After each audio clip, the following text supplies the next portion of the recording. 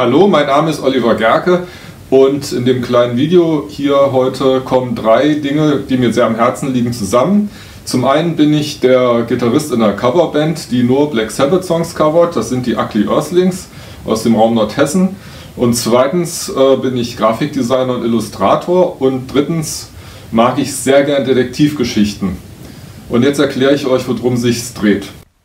Es geht um das Logo von Black Sabbath, diesen Dämon, den man auf ganz vielen Merchandise-Artikeln von Black Sabbath mittlerweile sieht oder auch schon auf vielen LP-Covern oder so hinten drauf gesehen hat.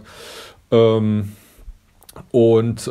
habe den einfach mal benutzt, um mir da eine Schablone zu machen zum Ausschneiden, dass ich den auf meinen Amp kleben konnte, habt ihr eben gesehen.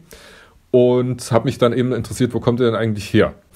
Und im Internet gibt es viele Spekulationen darüber, wo der herkommt. Also der Name dieses Maskottchens, genau wie bei Iron Maiden, das Maskottchen Eddie heißt der hier wohl Henry. Und zum ersten Mal soll der genutzt worden sein von Black Sabbath auf einem Tonträger, auf einer 7 Zoll Single, Never Say Die. Und die sieht man hier. Und dann habe ich aber nachgeforscht beziehungsweise auf der gleichen Seite erschien es dann, dass das wohl ursprünglich eine Zeichnung war auf einer Konzertankündigung oder eine Eintrittskarte, was das war. Black Sabbath and Brownsville Station, Tuesday, 6. August 1975, 8 Uhr abends, El Paso Country Coliseum. Da sieht man, dass der ganz anders, oder nicht ganz anders, aber schon ein bisschen detaillierter aussieht. Er hat so eine Doppelkontur zum Beispiel.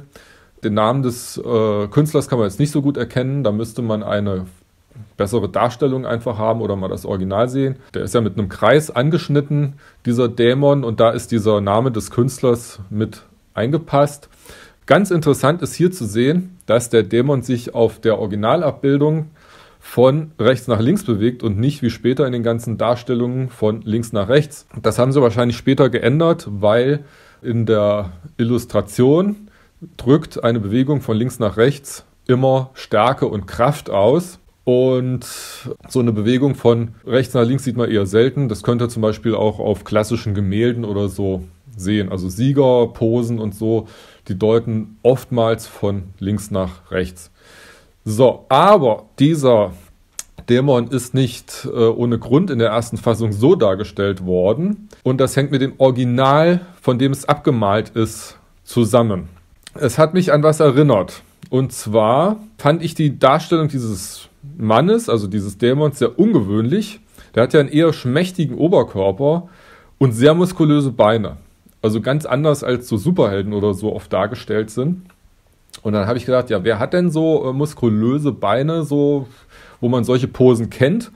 Und das ist, habe ich dann gedacht, natürlich eine Sprungfigur von einem Balletttänzer. Also wir Grafiker greifen das ja nicht einfach alles aus der Luft, sondern wir nehmen uns ja schon irgendwelche Vorlagen, wenn wir was abzeichnen. So, und wer war denn der berühmteste Balletttänzer der damaligen Zeit, habe ich dann so gedacht. Natürlich Rudolf Kametovich Nureyev. Kurzform Rudolf Nureyev wird er immer genannt.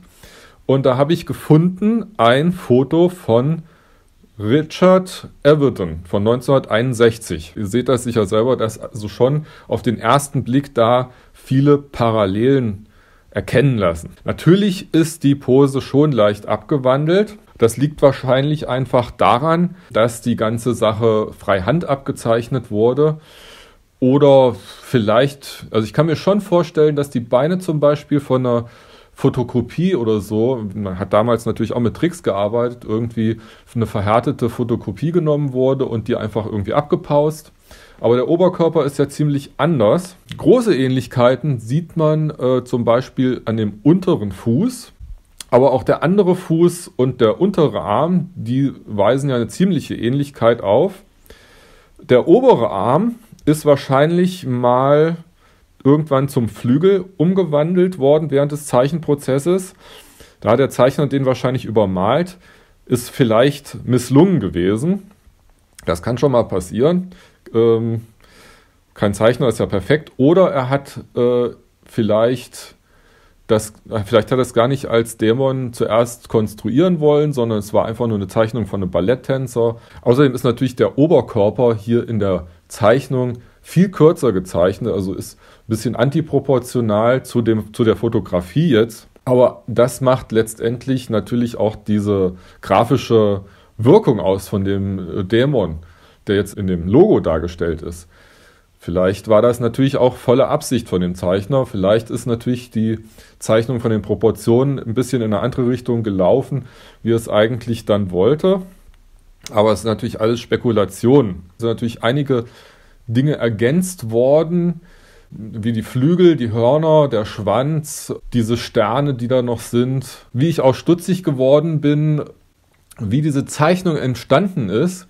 Ich habe gedacht, warum kann jemand so perfekte Beine zeichnen und dieser eine Arm, der diesen einen sechseckigen Stern hält, der ist da so ein bisschen verkümmert und hat also so ganz komische, sieht also vorne aus wie so ein Handschuh. Man sieht überhaupt keine einzelnen Finger in der Andeutung oder so. Das hätte er eigentlich, wenn er so tolle Beine zeichnen kann, auch noch hingekriegt. Da habe ich gedacht, es muss eigentlich so sein, dass der untere Teil des Körpers von einem Foto irgendwie übernommen wurde und der Arm, der hier so ein bisschen lieblos dran gesetzt ist, irgendwie selber gezeichnet wurde. Auch die Form des anderen Arms ist ja sehr frei übernommen. Also man sieht jetzt nur Licht- und Schattenaufteilung. Also man nennt diese ganz verhärtete Darstellung oder praktisch diese Licht-Schatten-Trennung auf einem Körper. Da entsteht ja noch so eine Linie im Körper drin und das ist in der Fachsprache die dritte Kontur. Die macht also selbst so eine flache Zeichnung nochmal ein bisschen räumlich. Also das ist jetzt so ein bisschen noch Fachgerede. Ich hoffe, ihr könnt euch für dieses überraschende Ergebnis, das meine Nachforschungen hier zutage gebracht haben, auch ein bisschen begeistern.